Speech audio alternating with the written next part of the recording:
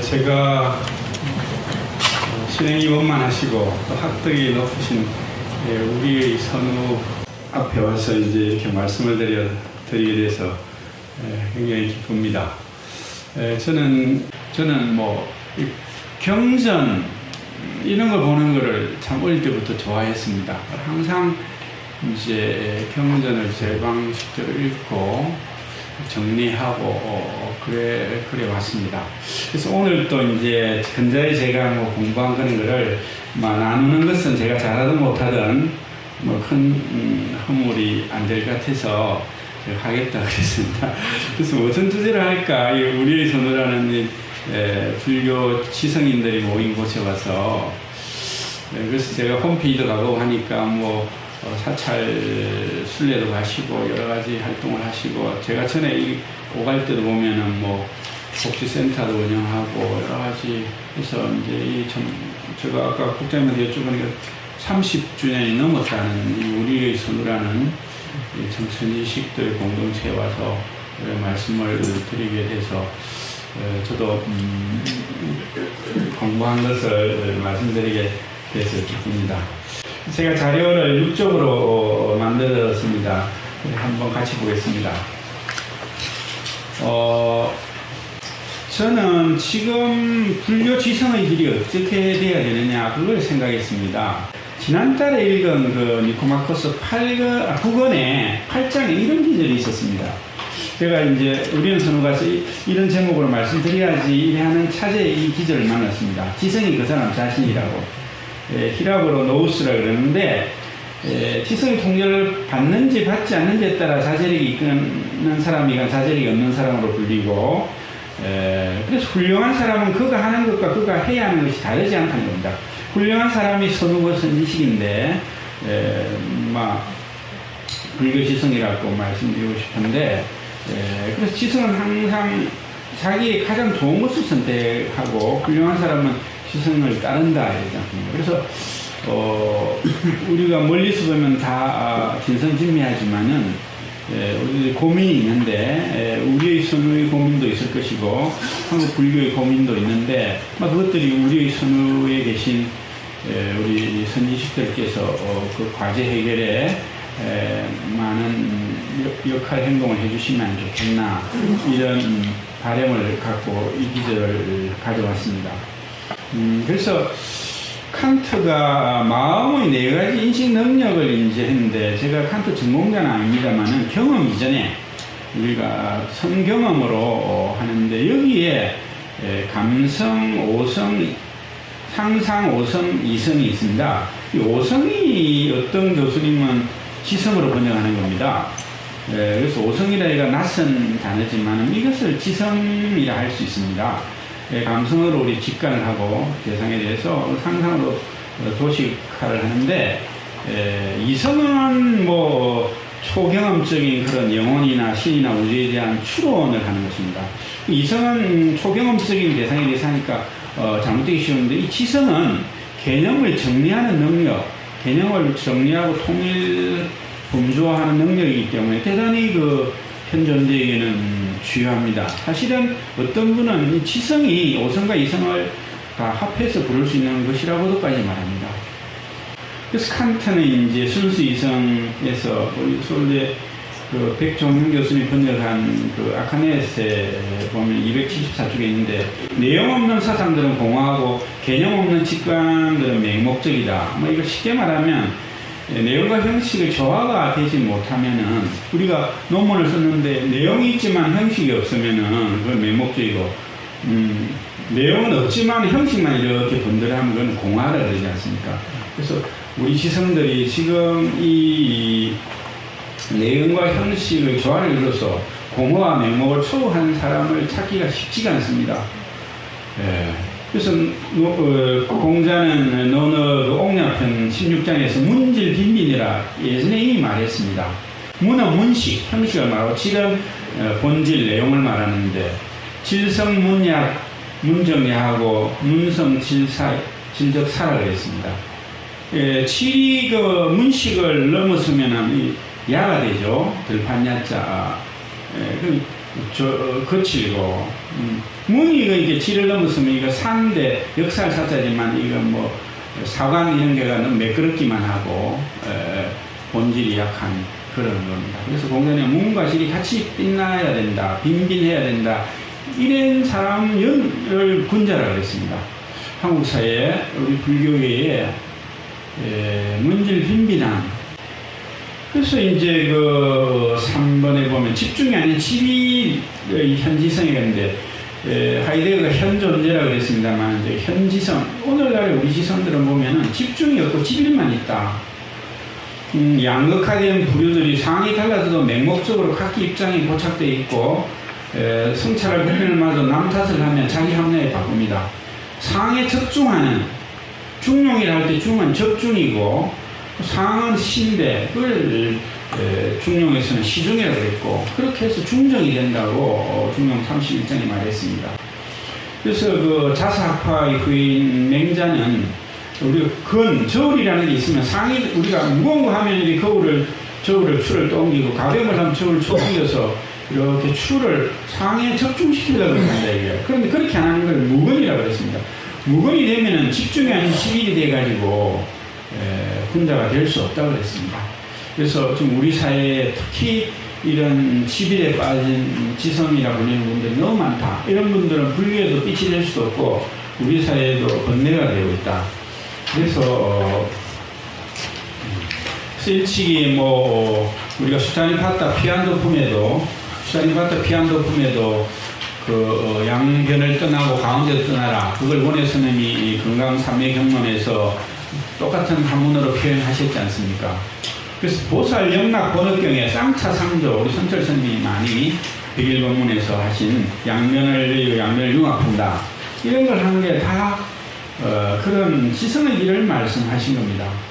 부처님께서도 불교 성경은 뭐 2장, 2절, 7항이 있는데 쌍육단 니까야 분석경에 12연기를 잘 이렇게 니까야는 잘 분석을 해놨습니다. 안경에는 이렇게 뭐 좀 덜 친절한 느낌을 줍니다만은 그 12연기 중에 9지분이 지착입니다. 지착에서 존재에서 태어남에서 모사로 이렇게 가는데 네 가지 지착이 우리에게 결정적으로 있다. 부처님께서 감각의 욕망에 대해서, 견해에 대해서. 이 견해가 특히 한국 사회에 지금 너무도 진영의 논리로 갈려져 있잖아요. 그 다음에 계율과 의식과 의례에 대해서 우리가 북화불교 갈라지고 이런 것도 보면 이 계율과 의식, 의례에 대해서 많은 질서들이 갈라졌지 않습니까? 그 다음에 자아의 교리에 대해서 있다 없다.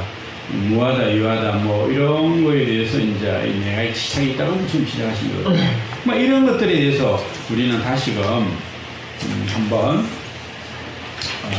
불교 지성의 그 한계가 어디인지를 생각해 보겠습니다.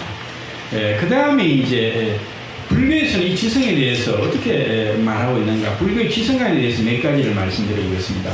일단 우리가 뭐, 건강경을 많이 우리가 독서하는데, 사구계가 4번 나오는데 두 번째 사구계의 장엄전 부분에 응무소주 이생기심이라는 유명한 말씀이 나오지 않습니까? 이건 육경에 대한 응무소주 이생기심으로 일단은 말했습니다. 그래서 이제 우리가 북구경에 국자가 국맛을 모른다 이렇게 하는 유명한 기제를 우리가 익히 압니다만 어리석은 이는 진리를 알지 못하면서 스스로 현명하다고 생각하기 때문에 진리를 제대로 모르는 어리석은 이가 무명의 고집부리를 합니다. 탐진치 중에 치는 이제 치심인데 치심은 진리를 모르면서 무명의 고집부리기를 해서 사견에 빠지는 것이죠. 그래서 고집부리는 모습이 많습니다. 인가를 모르기 때문에 삿된 견해를 가지고 고집을 부리는 겁니다. 이거를 쇼펜하우어는 맹목적 삶의 의지다 이렇게 일찍이 표현했습니다. 쇼펜하우어가 뭐 니체 뭐 이런 분들이 불교를 너무 이런 가르침이 있나 이렇게 놀라는 겁니다. 그래서 저는 어떻게 하면 될 것인가 이거에 대해서 이제 고민하면서 불교적 지성의 한계를 극복하는 것에 대해서 말씀드리고 있습니다. 일단 쌍차상조를 한다는 것은 응무소주 이생기심한다는 것은 우리가 열려 있어서 닫혀 있는 불교가 아니라 열려 있어서 어느 지평과 만나도 서로를 부각시켜주면서 그렇게 융합하는 거기에 불교의 그 길이 있다고 생각합니다. 저는 불교 성경 글을 쓰면서 11번 불교적 지성 이 기절이 안구 따라 니까야에 있는 글인데 참 부처님의 깊은 말씀이라고 생각합니다.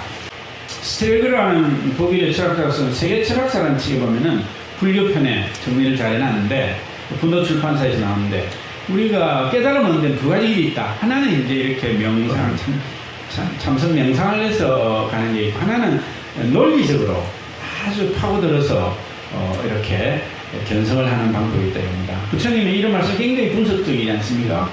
인간의 허상들, 허점들을 짚으면서 우리는 내 편이면 받아들이지 않습니까? 내 편이면 우리 선생님 말씀 받아들이지 않습니까? 그래서 아주 그 중간 사상 그런 것도 그렇게 정치하게 분석해서 그렇게 해서 견성할 수 있다고 합니다. 익히 잘 아시는 말씀입니다. 비파줄을 너무 헐겁지도 않고 쪼이지 않게 해라. 정진도 너무 조급하게 하면 들뜨고 그래서 너무 느슨하게 하면 게을러서 어떻게 아란에 들지 못한다. 번뇌가 다 끊어지고 마음이 해탈한 아란이 되려고 그러면 그래야 된다. 그래서 이 소나는 부처님이 비파타는 비유를 항상 생각하면서 고요히 이렇게 선정에 들어서 끝내 아란이 되었다는 거 아닙니까? 장자에 보면 연독이라는 말이 나옵니다. 연독 위경이다.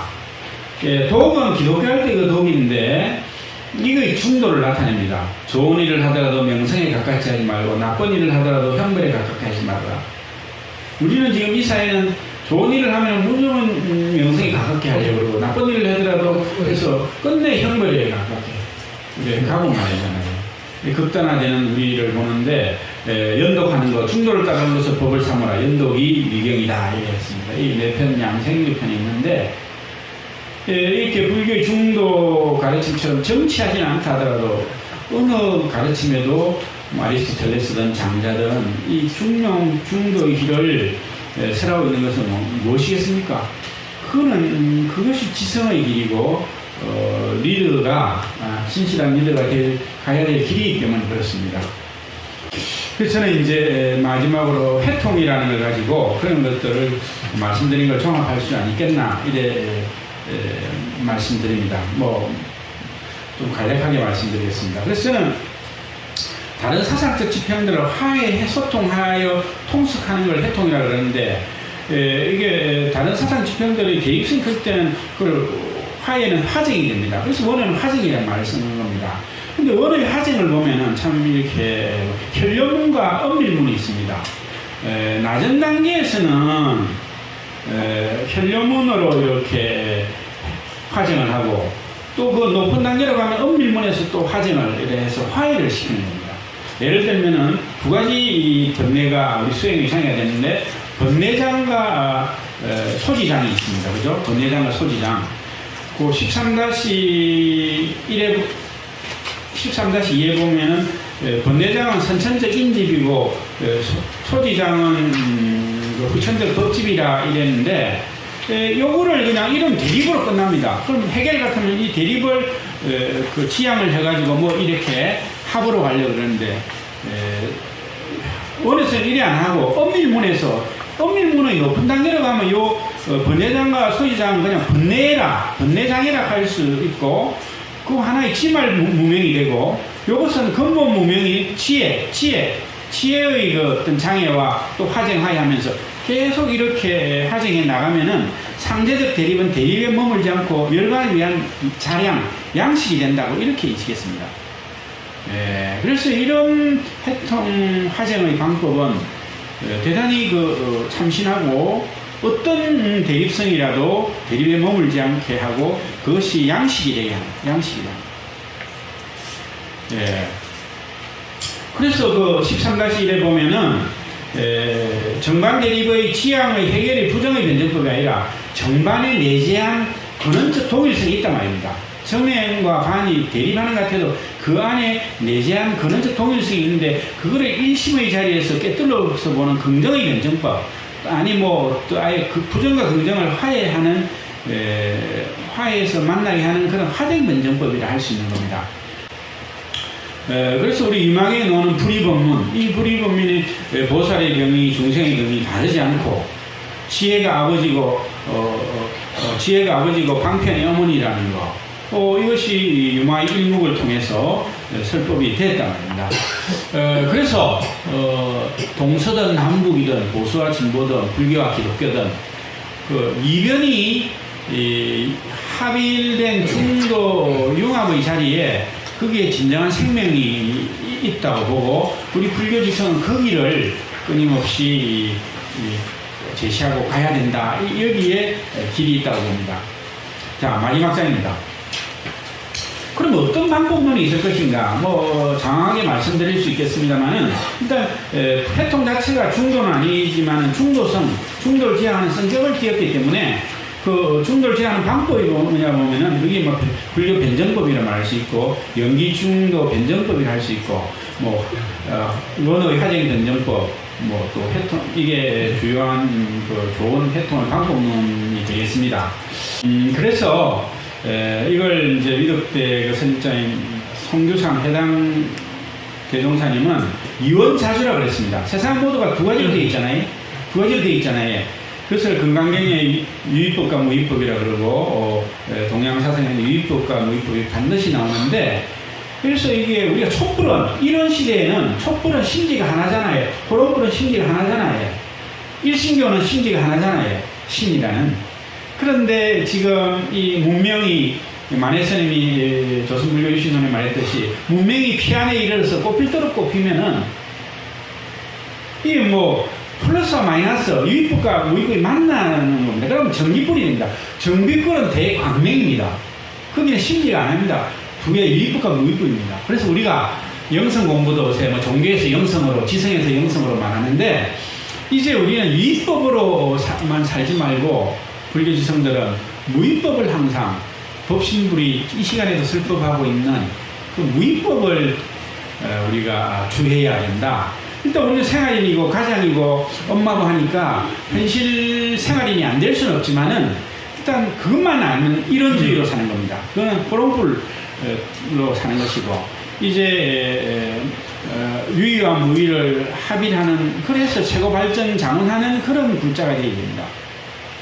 그래서 해당 대종사님은 만약 유의 세력으로 널리 정의 못하거든 무의법에 좋아해서 보리심만 가능하면 다 길이 열린다고 합니다.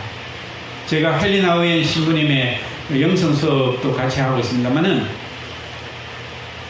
일단 하느님의 음성을 들어야 됩니다. 우리 안에 모든 복잡한 게 있어가 가득 쟁여져 있어가지고 하느님의 소리를 못 듣는다는 겁니다. 우리 영어라면 법신불의 설법을 못 듣고 있는 겁니다.